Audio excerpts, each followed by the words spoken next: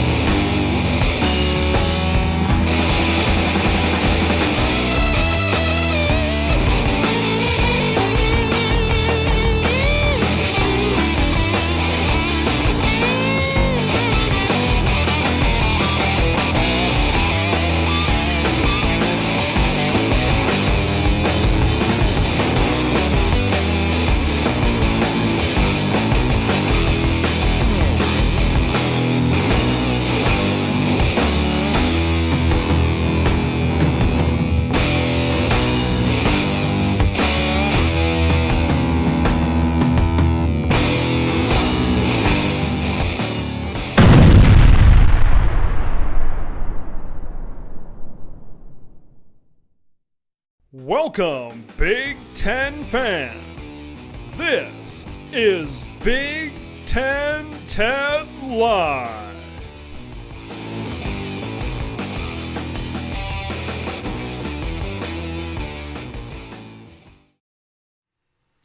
Man, oh man, did I pick a great time to come on the air for Big Ten Ted Live. Thanks everybody for being with me tonight because, man, the moves are being made in the transfer portal as we speak. Thanks everybody for tuning in to the show tonight. We're going to get to a lot of stuff, and some stuff I got the phone, I'm following Twitter. Things are happening as we speak. According to On3, right before I got on the air here, I saw former Ole Miss quarterback Luke Altmaier, who's kind of one of the top 5, 6 type of transfer quarterbacks out there right now, visiting Illinois today. So that could be a big thing for Illinois, trying to replace Tommy DeVito in Champaign, Illinois. We're going to get to a lot of stuff today. Here's what we're going to get to. Michigan is making some big-time moves right now in the transfer portal, and they're doing it their way. They're loading up on things that make Michigan football great. I'm going to get to that here as this show goes on. Speaking of transfer portal, it's going to be a very transfer portal-heavy show tonight. It's that time of year. Right? Christmas time is right around the corner, which means everybody's moving every which way around the corner in the transfer portal. I see some comments coming in. Going to try to get to those as we get throughout the show here tonight. How about Iowa? Okay, a lot of excitement after Cade McNamara. A lot of excitement with Erik get into the transfer portal. You dissect it a little bit more. They're still behind right now in the transfer portal. Despite those 2 additions, they've got a lot of work to do if they want to consider this offseason a success and be an improved football team in 2023. Going to get to that.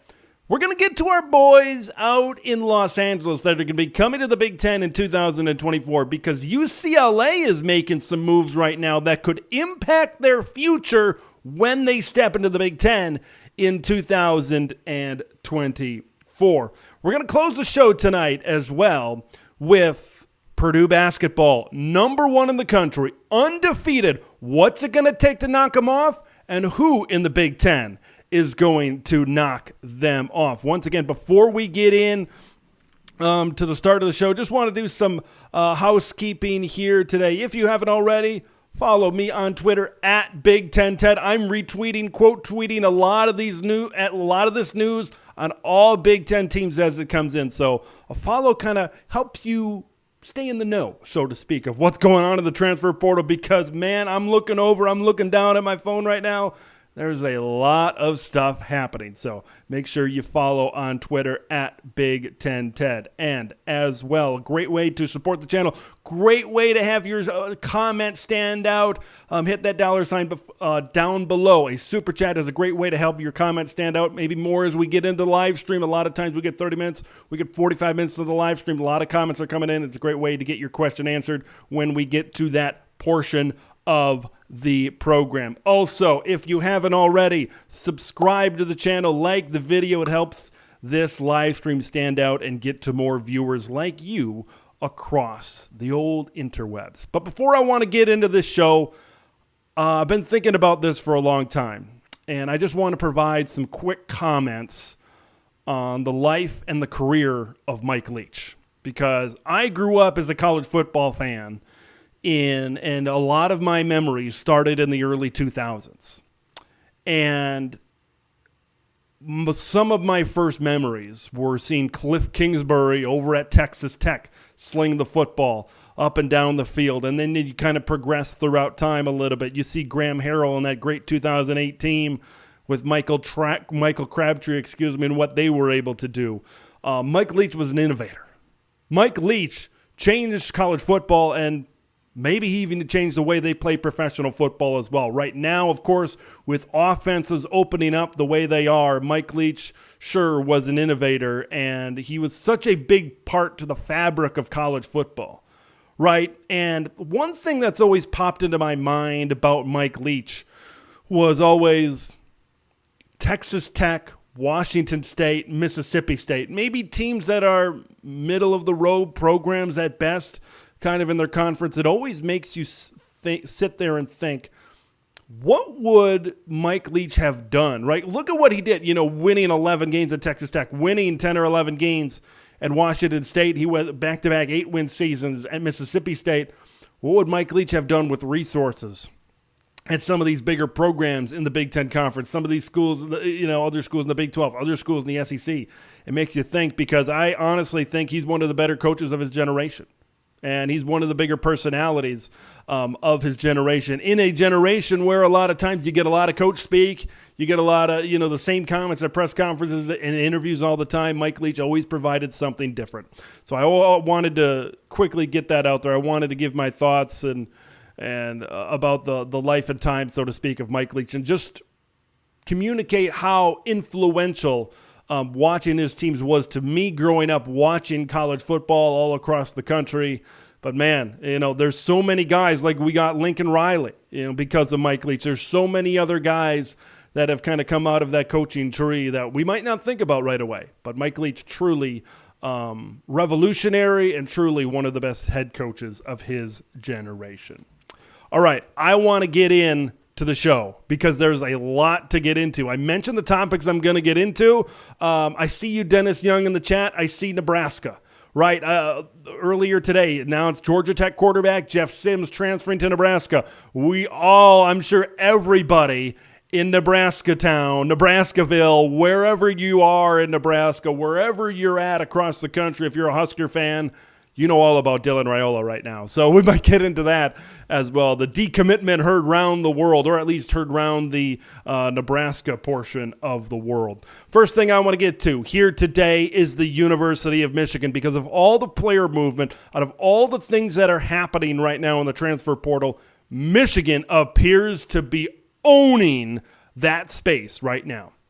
The University of Michigan is doing things in the transfer portal right now that just continue to make them the elite program that they are. They've already grabbed 3 Pac-12 offensive linemen out of the transfer portal. Like, you look at some of these guys that they've grabbed already. Miles Hinton, 4-star guy out of Stanford. You look at Ladarius Henderson. He was rated towards the top 10 in Pac-12 offensive linemen this last year at Arizona State, one of the better offensive linemen in the Pac-12. And then, of course, this is going to hurt Nebraska fans a little bit. And then, of course, you look at Ernest Hausman. You look at defense. You look at linebacker. When you watch Nebraska throughout this season, towards the end of the season, when Bill Bush was really getting into a groove late in the season, Ernest Hausman really stood out as one of the very best defenders on this Nebraska defense. He was continuously around the football. He made sure tackles, and that was definitely not something that didn't happen earlier in the season for the Nebraska Cornhuskers, and there was a lot of promise about the future of him being a building block of that Nebraska Cornhuskers offense. But then, to my surprise at least, he goes and enters the transfer portal, and now it's kind of clear that he realizes his potential and Michigan realizes his potential, because him landing at Michigan is just going to improve this defense that much more. Linebackers are such a big part of Michigan's identity. They're such a big part of Michigan's football team and Michigan's football program. Like, Michigan is doing it right. They're doing what an elite team should do when they look at the transfer portal. Because if you're an elite team in college football, you're going to have turnover.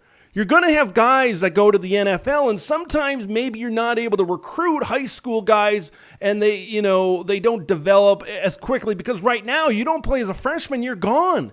You're hitting the transfer portal. Gone are the days where you can sit back and you got 3, 4, 5 deep, and you can let these guys sit and learn for a year, for 2 years. If a guy's not playing at Michigan by his second year, he might up and transfer to a place like a Purdue and Illinois and Indiana, where he can get playing time. He can, kind of work out some things in game situations on the field, and he can be in a situation to further his career that way. So that's where the transfer portal needs to come in. When you got a high amount of turnover, you need to find guys with experience that you can plug and play.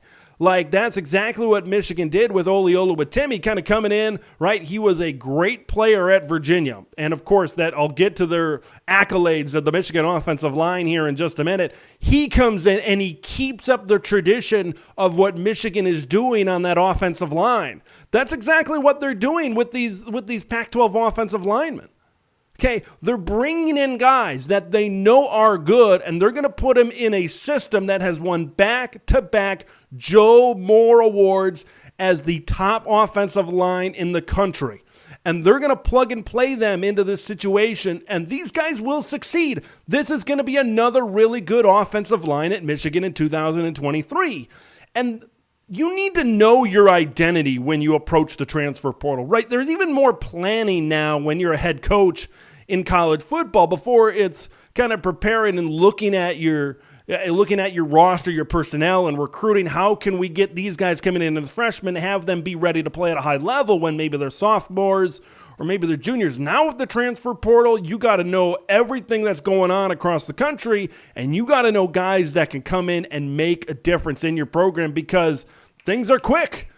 Kids don't play right away, right? It doesn't matter if they're wearing the winged helmet or if they're wearing Georgia colors or Alabama colors. Right now, okay, kids commit to those schools because they believe those schools can get them to their NFL goals. But when they don't play, when there's a herd of 4- and 5-star guys, and maybe they don't make the cut on the depth chart, they're not third string, they're fourth string sitting back there.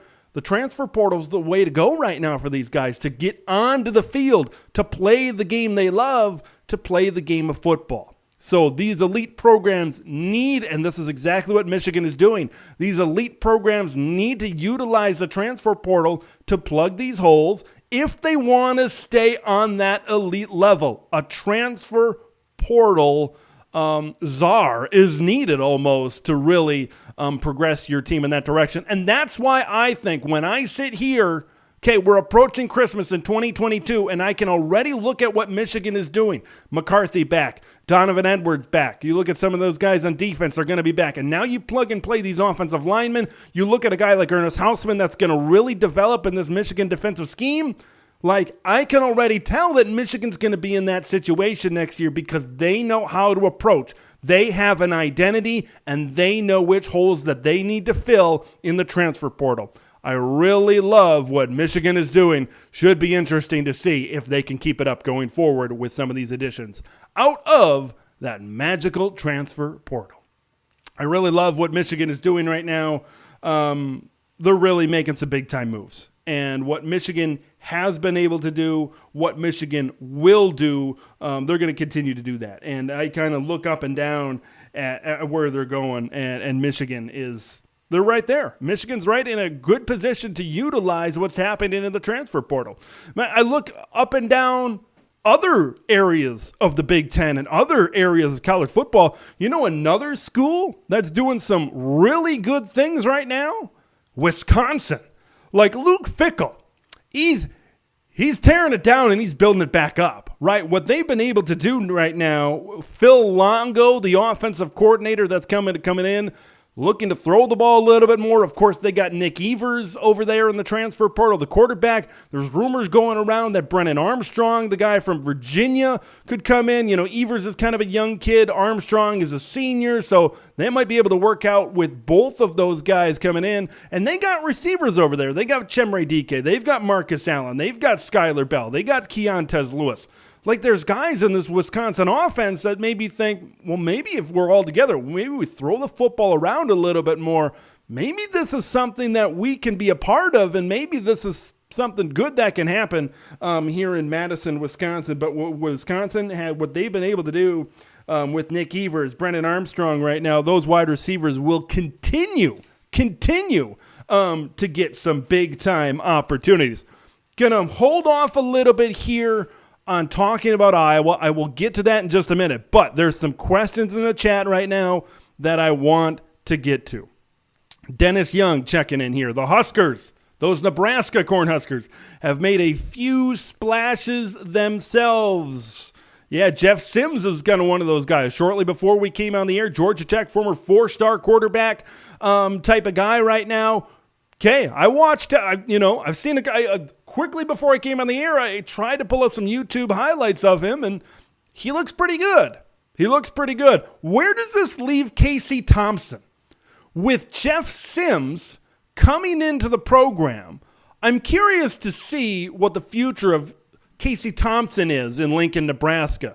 Because the whole thing I thought was Matt Rule was going to get Casey Thompson to stay in this program. Now you're going after a dual threat type of guy in Jeff Sims, and maybe you're tailoring your offense in the image of what you want Jeff Sims to be. So I think there's a lot of uncertainty going on right now in Lincoln, Nebraska to see exactly where the future of this program is going to go. I know we're very early in the transfer portal right now, but I think there's a lot of different things I think that could happen. Now, as long as we're talking about Nebraska, yes, there is this. Dylan Raiola, 2024 quarterback, decommits from Ohio State. Where have I heard that name that begins with an R?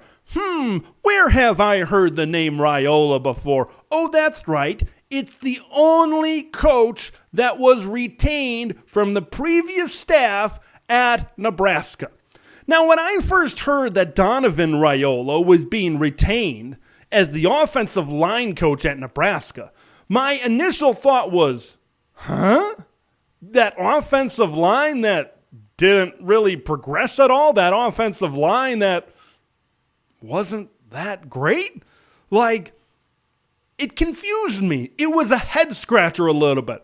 Now we advance a couple of weeks down the road and you hear the news that Dylan Raiola, the 5-star quarterback that was originally committed to Ohio State, has decommitted, and all of a sudden that opens up the floodgates. This is such a key time for Matt Rule. There is an opportunity sitting out there on a silver platter. If somehow, some way, Dylan Raiola commits, and I know we got a long way to go, even if Dylan Raiola commits to Nebraska next week, we still got all of this time where other schools can get out NIL deals. We're going to talk about Dante more later in this show. He just took a visit to UCLA. They're recruiting kids. They're throwing the bag in NIL deals, trying to flip commitments right now up until, the early signing period in December. So just because he commits now doesn't mean anything when we get to next December when Dylan Raiola could sign his national letter of intent. But I will say this. Nebraska, you bet your bottom dollar, is going to be in the hunt for Dylan Raiola, because if they can land him, that is the future of your program right there. That is a big time get right now. And I think these next weeks, are going to play a tremendous factor into whether Dylan Raiola ends up eventually in Lincoln, Nebraska. Because you got a couple of transfer quarterbacks. You had Casey Thompson, Jeff Sims, and if they continue to build their program, they continue to get impressive transfers, maybe they can hang on to Malachi Coleman. You kind of keep on going down the list of checking off some of these boxes of things that have to happen. If Matt Rule can make these things happen, and if he can swing for the fences, connect in the barrel of the bat, and land Dylan Raiola next year in that signing class, that's something that never would have happened with Mike Riley, with Scott Frost, maybe even with Bo Pelini. This is something that really hasn't happened on a recruiting front for Nebraska in a long time, and this would send a big-time message to the rest of the Big Ten if they can land Dylan Raiola. This kid is a talented kid, and especially if they can take him from a program like Ohio State. Long way to go, but Nebraska, think they're in it. I think they're in it. And that's all you can ask right now. So you're saying there's a chance. That's how I think a lot of people in Husker Nation are feeling right now, is that you need to look towards the future of this program. And you need to try to continue to build. We don't know how the Big Ten is going to look in 2024. All we know right now is it's going to look different. How much different? Should be very interesting right now. Big wave of the hand, big hello to Hummus Hero, our resident Ohio State fan here in the chat. Appreciate you coming by here today. And here's some more comment. We got Ohio State fans. We got Nebraska fans in the chat. So we're going back and forth right now with the Dylan Raiola situation. Raiola's family is obviously very wealthy. I don't know if NIL is a huge factor in his recruitment. I mean, and a lot of these kids, I think they said the same thing with Arch Manning. Okay, NIL is not a huge deal. I think a lot of people are saying that. And we'll never know. Maybe we will. If any of you are close to the Raiolas, maybe you will know. But I think a lot of us won't really know what the process is really like in recruiting. There's a lot of uncertainty, throwing a lot of money at kids coming out of high school that haven't proved anything. There's a lot of risk in that. I can't remember, that was last year. Imagine if you threw the bag at DJ Uiagalelei coming out of high school. It looked pretty good right away, but now these past couple of years, not looking so hot. There's a lot of uncertainty as it pertains to NIL with kids coming out of high school and try to offer them deals and incentivize them to come to school X or school Y or school Z. So there's a lot with that, and we'll never know. I try to focus. The money thing that kind of flows around, because it's an uncertainty, it's hard for me to kind of comment on that NIL deal one way or another. So we're I don't know. We'll see. So more on the family, more on the Raiolas. I had to know that we'd be talking about the Raiola family here during this show. The Raiola uncle-nephew bond is said to be very strong. And Hummus Hero hopes he goes to Nebraska. So we've got some back and forth between our Nebraska fans and our Ohio State fans right there. So very interesting to see exactly what's going on there with Dylan Raiola, because it is fascinating right now. It's fascinating how recruiting continuously changes from year to year, day to day, week to week. It's an ever dynamic monster right now that is recruiting, especially with this early signing period where you got to get kids in right away, and you got to make big moves if you're a new coaching staff, that kind of thing. But man, if Matt Rule is looking for that home run hit to really solidify himself as a big-time coach, that definitely would be it, to try to go out and try to nab a guy like a Dylan Raiola. Some comments here, kind of sifting through some things. We're talking Minnesota, another wide receiver. Going back into the back of my mind, Crooms, was it Chris Crooms from Western Michigan, put up some big-time numbers. I think that might be who you're referring to there for the Minnesota Golden Gophers, getting some big-time receivers. They almost had Marcus Allen for a little bit, Wisconsin transfer, and then he kind of comes back and then says, just kidding, we got ourselves Phil Longo as the offensive coordinator from North Carolina. He's the guy at Wisconsin, and all of a sudden, oh, wait a minute, are we actually going to throw the football around? Yeah, maybe I'll stay. So, kind of a bummer there for Minnesota, because Minnesota appears to be a program now with Ethan Kaliakmanis that at quarterback, and we're not sure what Minnesota is going to have after Muhammad Ibrahim. Maybe, just maybe, we might be in a situation where this Minnesota team might be throwing the ball a little bit around just a little bit more. And I don't think this is a running team or a passing team. Look at these Fleck and Shiraka, what they were back in 2019. They threw the ball, I think, a little bit more than they ran the ball. This year, that's all they could freaking do is run the football with Muhammad Ibrahim. So they're very flexible in which different way that they can go. Appreciate everybody for being in the chat tonight. Appreciate everybody for watching tonight.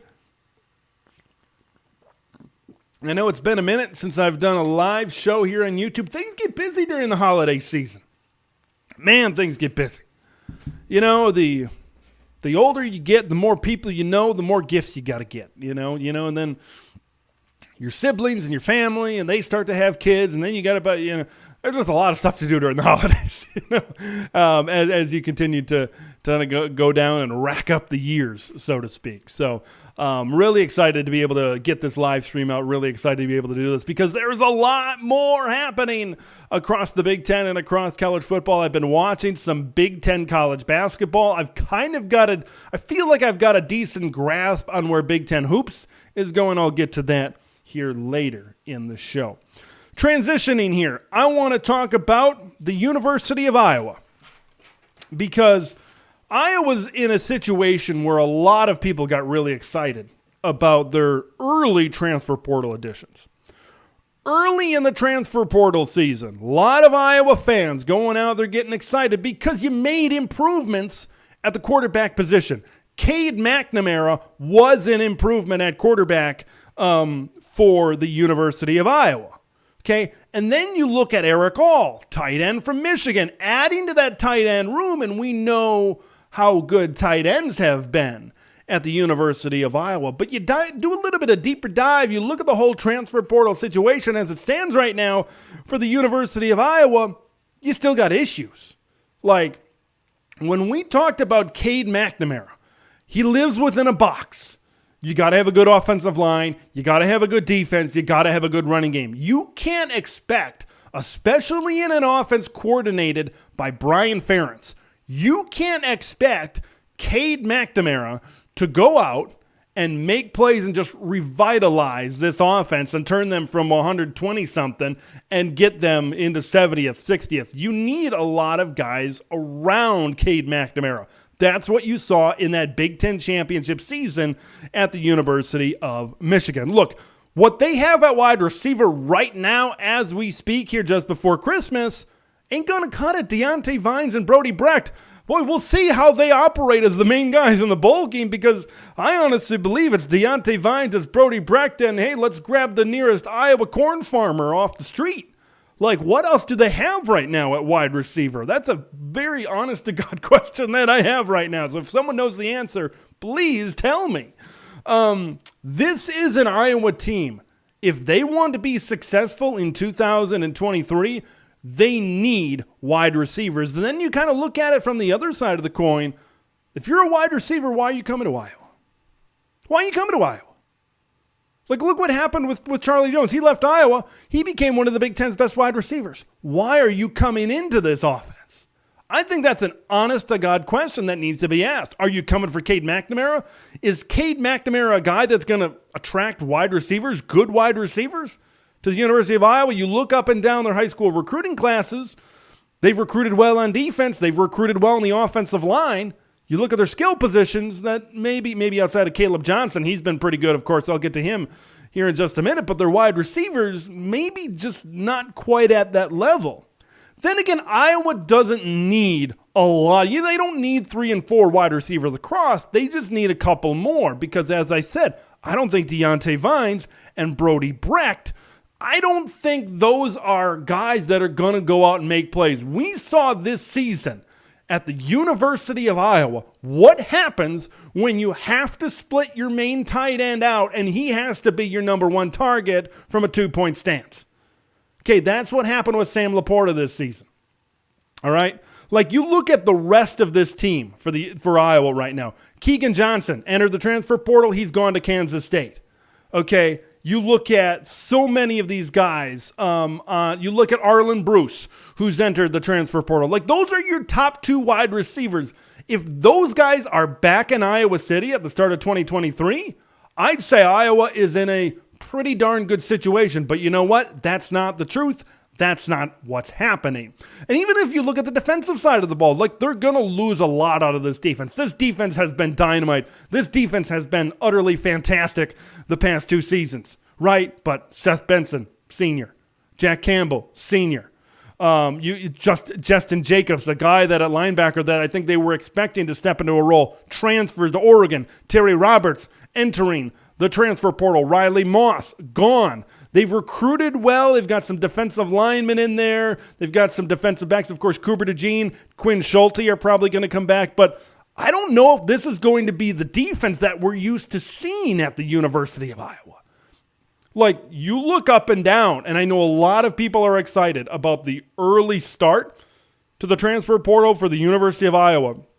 But I think out of maybe all of the teams in the Big Ten, this is a team that will have to continue to go to work.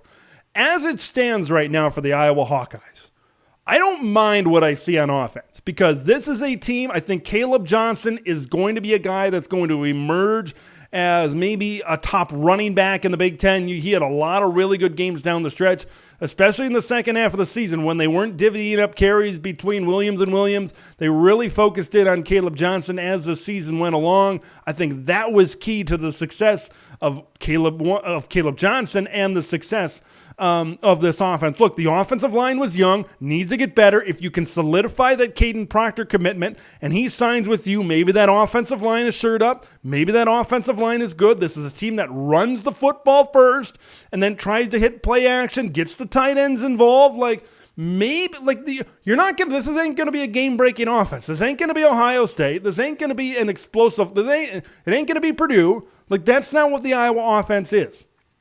This Iowa offense needs to be 70th. They need to be 60th in the country.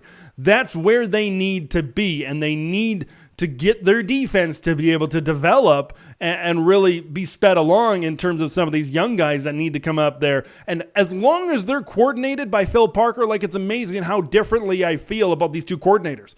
As long as Phil Parker's there, fine, great. They're going to develop and they're going to have some really good defensive talent. But as long as Brian Ferentz is there on the offensive side of the ball, I don't know, man. I don't know. They've continued to digress. They've continued to get worse. Digress, not sure if that's a word, but maybe it is in Brian Ferentz's world. But, they've continued to get worse under Brian Ferentz. If Brian Ferentz is still the offensive coordinator, can they attract enough playmakers to replenish those positions at wide receiver? Can they do that to be able to be a good football team going forward? Iowa has a lot of work to do in the transfer portal and beyond. There's no question about that. So as I look at the Iowa Hawkeyes, they got work to do. Iowa has work to do. Will they continue to go after things in the transfer portal? I think that's a big question. Because I think it's there. I think it's there where they can, maybe turn this thing around. But I think the thing that really scares me, and maybe should scare Iowa fans, is look at what Wisconsin is doing with Phil Longo and Luke Fickell, and they could evolve into an explosive offense. And, even Nebraska. I trust Matt Rule that he's going to be able to put together a good program at the University of Nebraska. So, big props to Dave Valensky, friend of the show. Very much appreciate the super chat. Do you want to talk about NIL deals? Look at what happened as Texas A&M. They're losing every player that they got last year in recruiting. And that's not an exaggeration. Every single player. It's been utterly insane what has happened. I've never seen anything like it. Now, we're living in a day and age where it seems every day I'm saying that. I've never seen anything like this. I've never seen anything like that. That's the day and age we just live in right now. NIL is a extremely big part of this. And I think what maybe a lot of people, maybe some people realize it, and maybe some people don't. But NIL is a tremendously important part of college athletics right now. NIL drives so much. And we are just in the infancy of what NIL is and what NIL could be.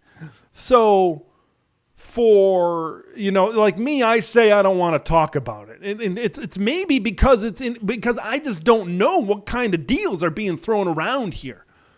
I try to keep on3.com. If you follow that website, very much an up-and-coming website. They're going head-to-head. They're going with rivals, 24/7 Sports. They're on that level right now.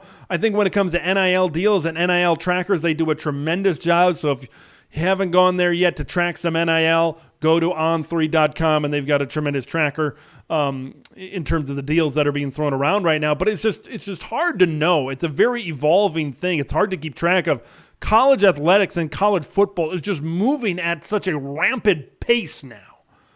Okay, kind of even 5 years ago, 7 years ago, you kind of knew the period. You knew the season was September to November. You knew you were going to have a break. You knew you were going to have bowl games. You knew, and then you had, after the bowl games, you had a break, signing day in February. You kind of knew things that were going to happen and, when they were going to happen. Now, things are getting crazy with this transfer portal and where kids are going. It's exciting as a fan.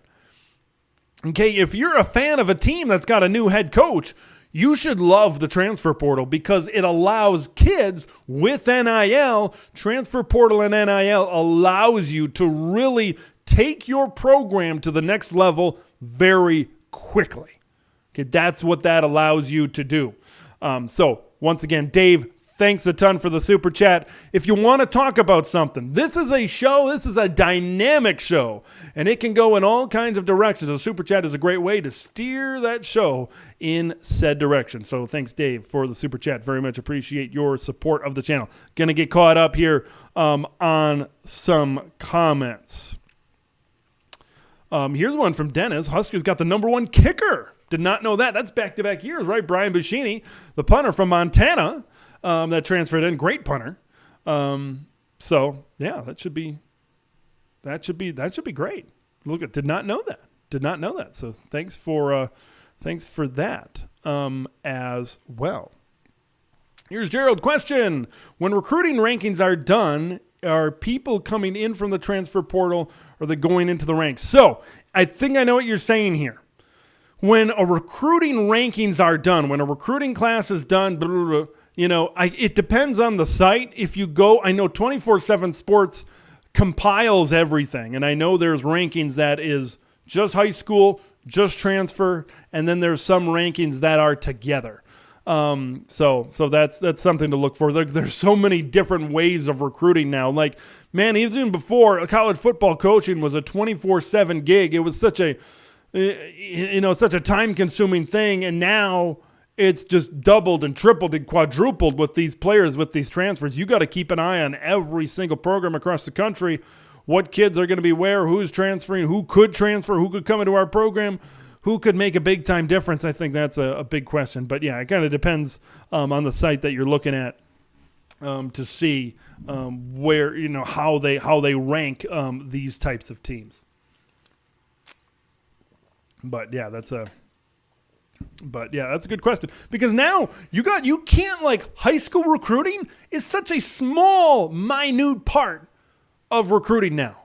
Before it used to be 100% of building a program. Now it's 30, 40. Transfers are that big of a deal, right? They can really make your program continue to stay at that elite level. I was talking about that when I was talking about Michigan before. When you talk about transfers coming in, these are guys with college football. A lot of times if you're a Power 5 school, these are kids with Power 5, big-time college football environment type of experience. And that's just something, no matter how good the kids are, no matter how big of an environment they play at, Texas high school football, Odessa Permian, Midland Lee, doesn't matter who they play. You can tell I've watched Friday Night Lights. It doesn't matter where they've played, how big of a stage, Bosco out in California, all these great high schools across the country. There's nothing compared to that Power 5 experience and that experience that you gained, even if you're just a young kid, even if it's just a young kid. So yeah, should be interesting. Yeah, here's a comment that just came in from Aaron Taylor. I wonder how long it's going to be until teams start trading via the portal.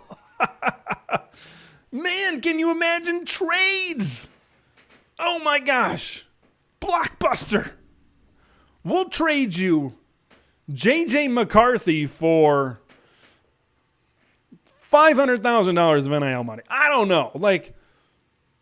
Here's the thing about this. If you let your mind wander and say, oh, well, what if they do this? And what if this happens? And what if this happens? You'll go so far down the rabbit hole, you ain't coming back. Okay, you're going to that black hole, you're getting sucked in, and you ain't coming back. Like, there's so many possibilities that you can think of, and I hope these commissioners, I hope we can get some stability. But then there's people that might think maybe this is stability.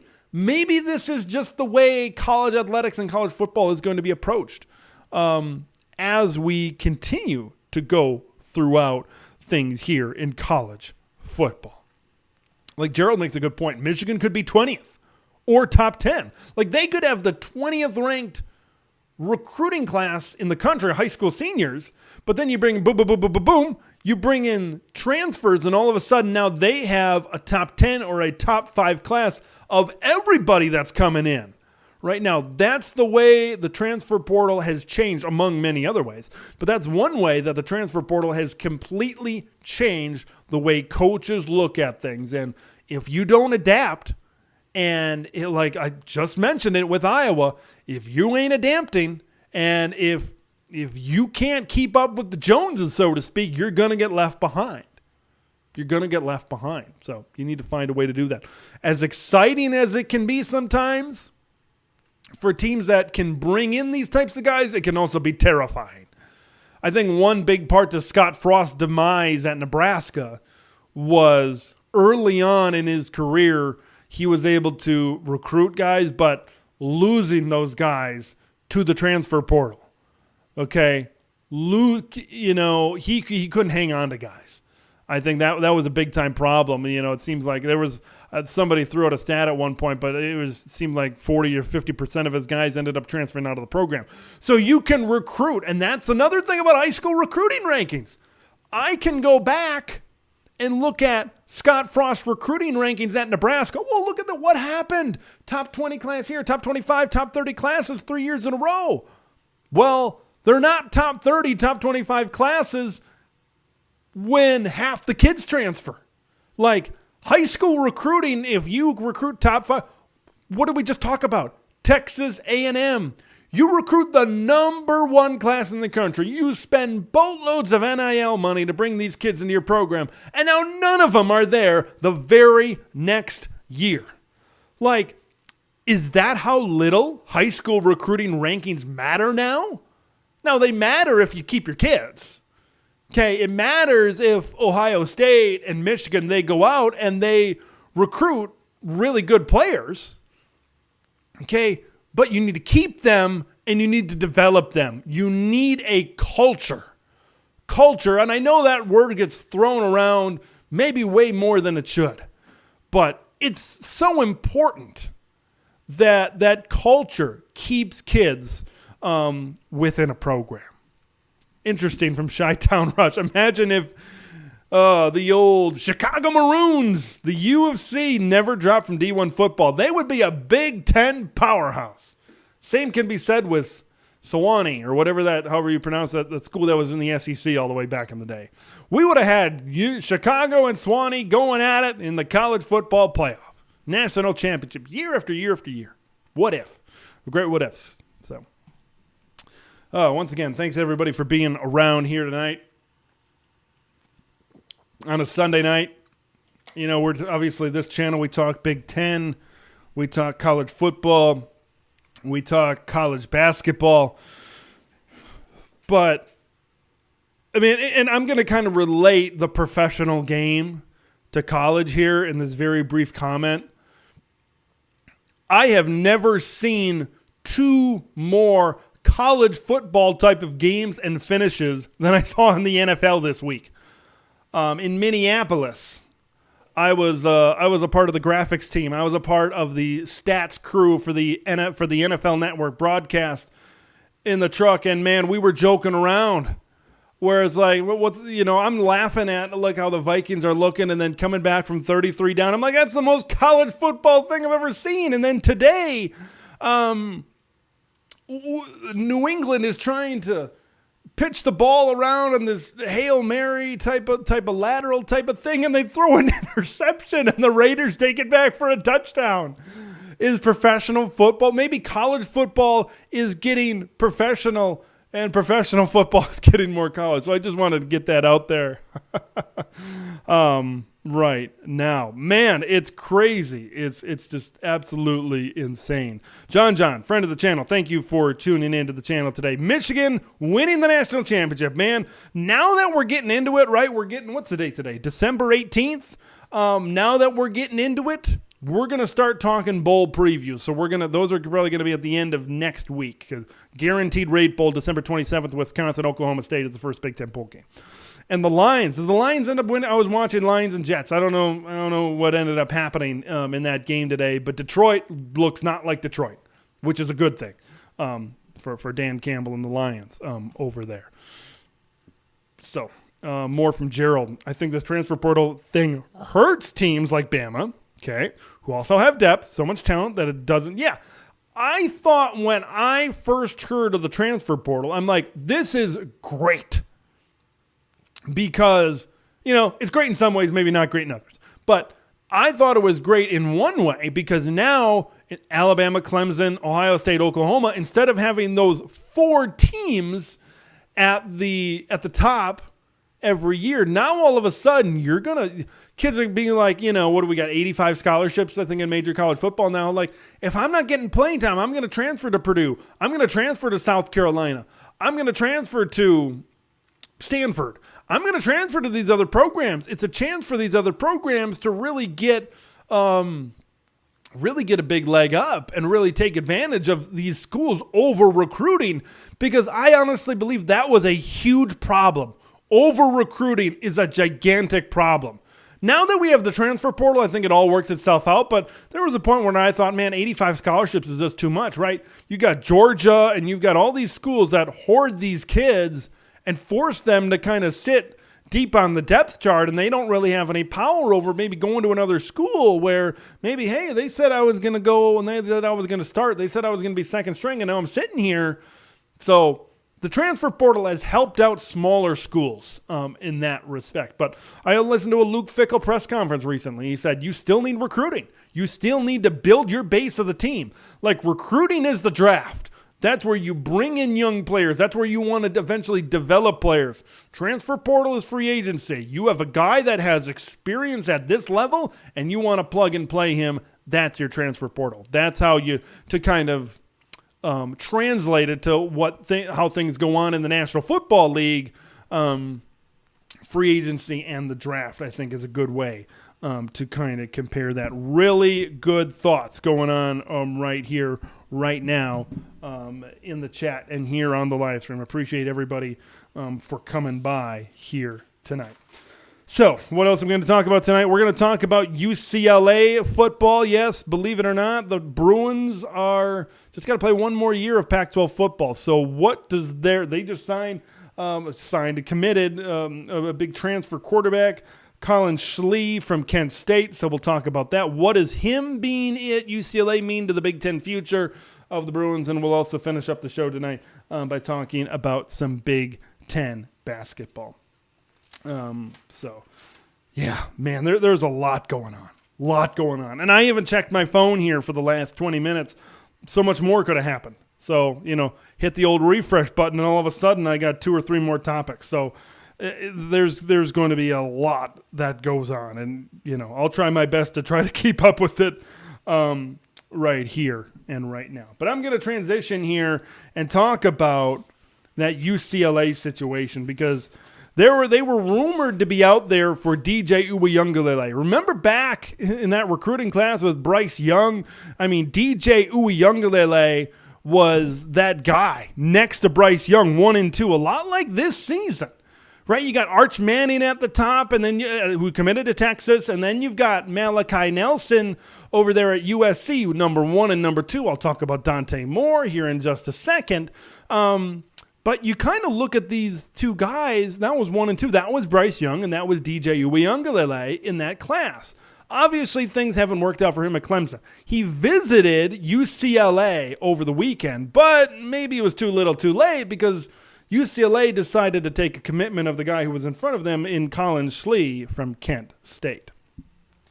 So, I think that's a big-time situation again right now. So, as we kind of take a look at this, Colin Schlee commits to UCLA. What does it mean for the future of the UCLA Bruins as they approach their membership into the Big Ten Conference? UCLA had some good seasons. UCLA had a good season this last year. And what UCLA wants to do now is they want to build off of that. They want to take this because, man, the competition's going to heat up. It's going to get a lot tougher right now in the Big Ten Conference. So I think that's a big thing that we're looking at right now to see where the UCLA Bruins are going to go with Colin Schlee. With Colin Schlee committing to UCLA, this is a move that can possibly create the bridge for the UCLA Bruins going to the Big Ten and keeping their level of play high at the quarterback position. He was a quarterback from Kent State, 17 total touchdowns, over 2,000 yards passing. You watch him on film, and you can see why he was maybe ranked the 4th-ranked quarterback in this year's transfer portal class, one spot above DJ Uiagalelei. So you had DTR, you had Dorian Thompson-Robinson these past few seasons, okay? And you saw what he was able to do playing at a high level, keeping UCLA in some of these games. Now, having a guy like Colin come into this program to do this thing, to keep the level high, keep the level of play high at the quarterback position is tremendously important as UCLA makes their way to the Big Ten in 2024, because you know the level of play is going to increase. You know it's going to get a lot tougher, so you need to continue to recruit better, and you need to continue to stay good at the positions you're already good at, and that was the quarterback position. So with Colin coming into the program, I believe that's a really big get for UCLA to continue that high level of play, and it's all about the future right now for the Bruins. Because, with USC, with Ohio State, with Michigan, with all these programs, if you want to be on that level, and if you want to utilize LA and that recruiting market, you need to continue to put out a good product on the field. You need to go out and you need to try to win some football games. So how does this all kind of come around to the bigger picture? Dante Moore. He's such a big part of what UCLA is trying to build right now. He's currently committed to Oregon, okay? But he recently visited UCLA. According to reports, he had a great time. And I think keeping that level of play high at UCLA is going to possibly, look, I'm not going to say, hey, you get this guy, you get this kid that comes in and all of a sudden, yeah, Dante Moore says, okay, yeah, let's come on board. Let's do this thing. Look, I'm not saying that's what's going to happen. But you kind of look what's happening over there at Oregon. Okay, you look at Kenny Dillingham, you kind of look at he leaving to be the head coach at Arizona State. You look at UCLA and what they've been able to do on the offensive side of the football. Maybe, just maybe, Dante Moore is in a situation where he maybe sees UCLA a little bit different. You look at what they have on offense with Chip Kelly. You look at the system. You look at the scheme, and maybe, just maybe, we're in a situation where Dante Moore flips his commitment on signing day. There was rumors earlier about Michigan State, and those have obviously died down. That's not happening anymore. It looks like now the rumor mill is heating up with the UCLA Bruins, and I think keeping your level of play high is going to help quarterback recruits and other position and highly rated recruits want to come to a place like UCLA. Now, can you imagine if the Bruins land Dante Moore? You're going to have two kids, Malachi Nelson over at USC and maybe, just maybe, Dante Moore at UCLA. Oof. Those are two big-time names. Those are two big-time gets for these programs to build their future in the Big Ten Conference. Like, those are big names. I honestly believe outside of Arch Manning, those two quarterbacks are as good as it gets in this here recruiting class. I know there's a kid at Tennessee that's looking pretty good, but what an impact that would make if USC can carry Malachi Nelson and if USC can carry Dante Moore into the Big Ten to try to compete for championships try to compete for Big Ten championships, national championships. Who knows? There's a lot on the table right now with what's happening over there at UCLA. So that's going to be something to keep an eye on here with recruiting here coming up is, how is Colin Schlee's commitment going to, how is his commitment going to impact things at UCLA? So I think that's going to be a big thing to keep an eye on. Before we get to basketball, going to quick kind of go to some comments here that I kind of talked about earlier. This was all the way. It was our first comment from Hank the Tank. He's got that Purdue helmet. What transfer quarterback will Purdue get? I honestly don't know if Purdue needs a transfer quarterback. Okay, you've got 2 4-star quarterbacks that are sitting in your room, Michael Alaimo and Brady Allen.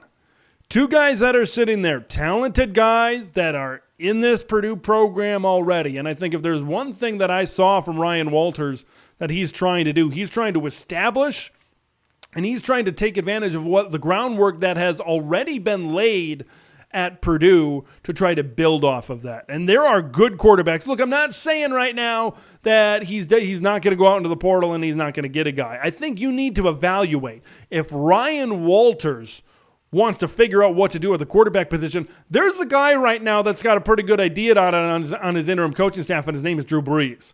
Okay, if I'm Ryan Walters right now, I'm looking at Drew Brees and I'm saying, what do you think of this? What do you think of these 2 guys? I want you, while you're here, while we're getting ready for this bowl game, right, we got to figure out who's going to play quarterback.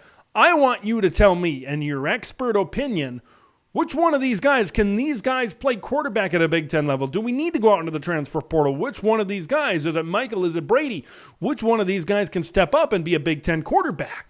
Like, that's kind of where I'm at right now if I'm Ryan Walters, because I want to figure out the future of the program, because if I need to go out and get a transfer quarterback, I need to do this thing right now, because we know how fast these things work in the transfer portal. So I think there's good quarterback play in the room at Purdue, but utilizing what you have right now with Drew Brees, and man, I think there's a possibility. I'm not saying I'm not breaking any news here, but I honestly think there's a big possibility that Drew Brees might be able to be a permanent head coach. He wasn't great doing the whole broadcasting thing. I'm not sure if that's his calling, so to speak. Maybe coaching, maybe giving back to Purdue. I know he was trying to get involved with Purdue NIL situations, but maybe this is it. Man, what a big get if they can get Drew Brees on this coaching staff to try to figure out what they want to do in their next step going forward at Purdue. Robert Gill chiming in. Purdue needs quarterback depth. 1 transfer guy played under OC at USC.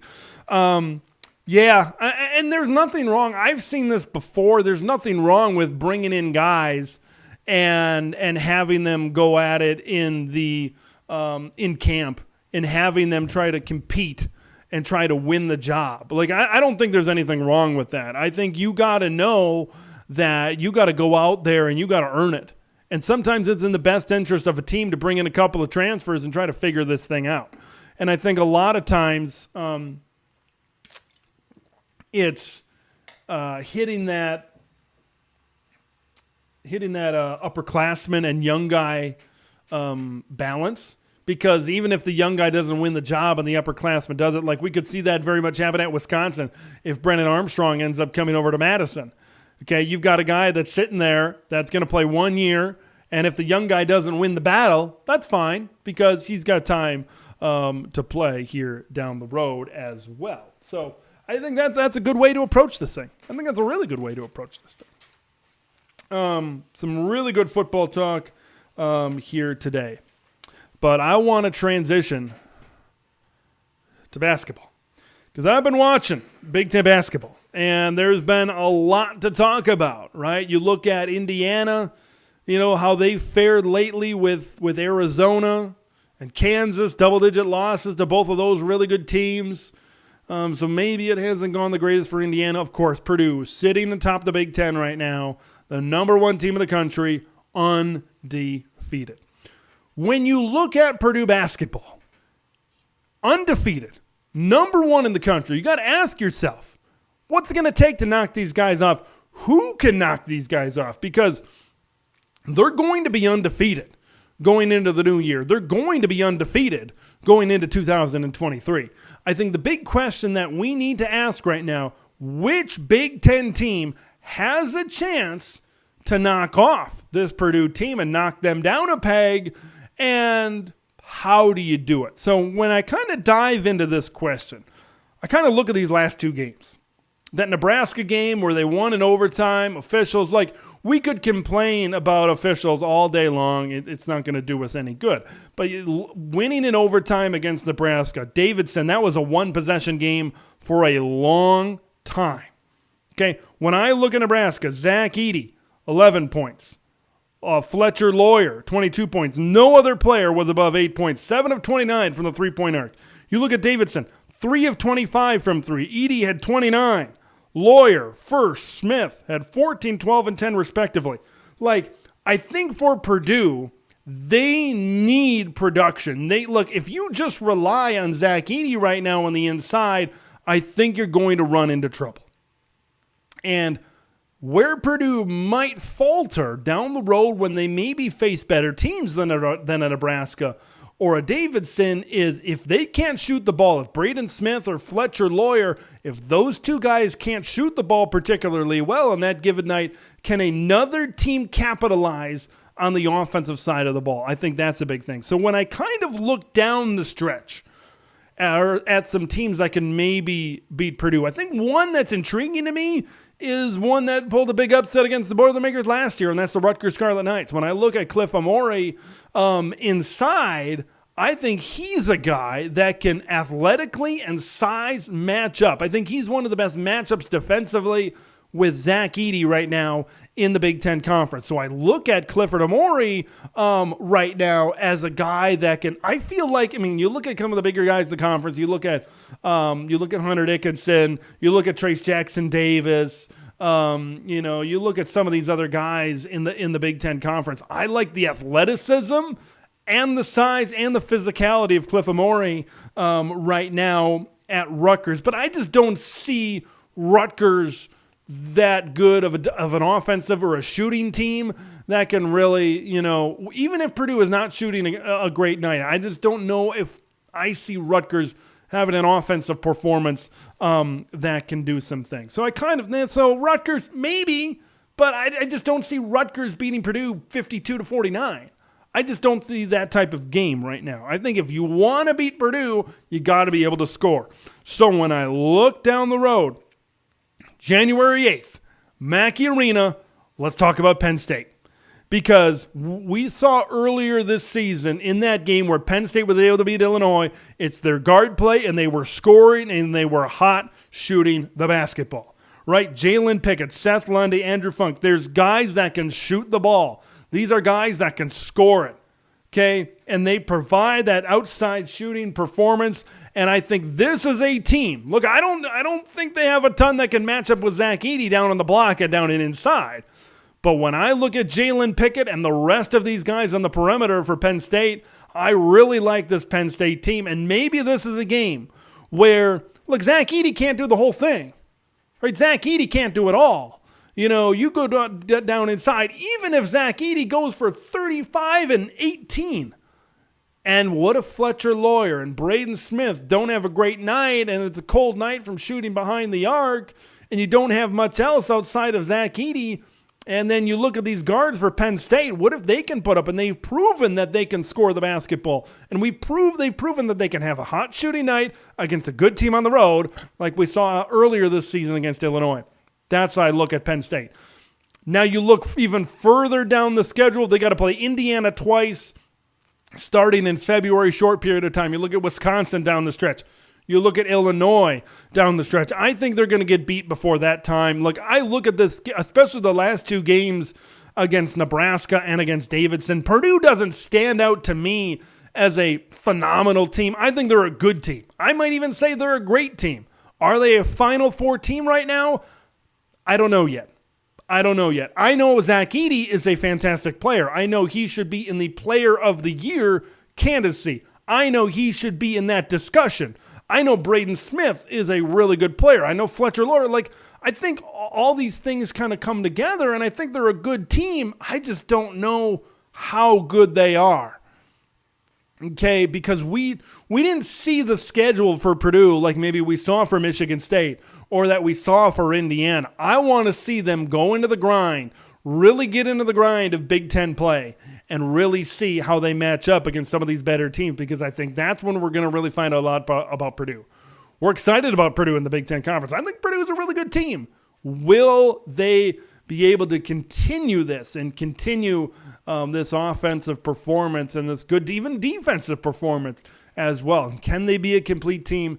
And can they win? We saw this last year, right? They were a top team last year, and then they faltered down the stretch, and they weren't able to make a big-time NCAA tournament run. I think that's a big question for Purdue as we continue to look further on down the season. So that Purdue team is going to be interesting to watch here down the stretch on the basketball court, because there could be some teams that could create some havoc for the Purdue Boilermakers. There's some teams out there that could definitely create some problems for Purdue. Good show tonight. But those are kind of the points I wanted to bring up here. We got a lot more coming up. We've got bowl previews coming up on the channel, so make sure you stay tuned for those bowl previews, because we're going to start, and then we're going to start talking Michigan, TCU. We're going to start talking Ohio State, Georgia. What do these Big Ten teams need to do to be able to win in the college football playoff? I think that's a big-time question that we need to ask ourselves right now. So we'll get to that a little bit later on as well. So I think that's going to be it here for tonight. I think we're going to wrap things up for the evening. Thanks for everybody for tuning in. We're going to try to get a live stream out maybe the middle of this week here coming up as we approach the holidays. Happy holidays to everybody out there, and please be safe and have a great Christmas. Happy New Year. We will see you before that. So plenty of content here coming up on the channel. Appreciate everybody for coming out tonight. If you haven't already, great time to subscribe to the channel. We got all kinds of content, whether it's polls, whether it's posts, whether it's videos, all kinds of Big Ten content every single day. So you can also follow on Twitter as well. Got some great content over there. A lot of news coming in, a lot of retweeting news.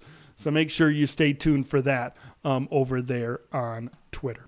So once again, thanks everybody for tuning in to Big Ten Ted Live tonight. Stay tuned to the channel. Stay tuned to Twitter for notification of the very next live stream. Until then, I'm Big Ten Ted, and we will see you in the next one.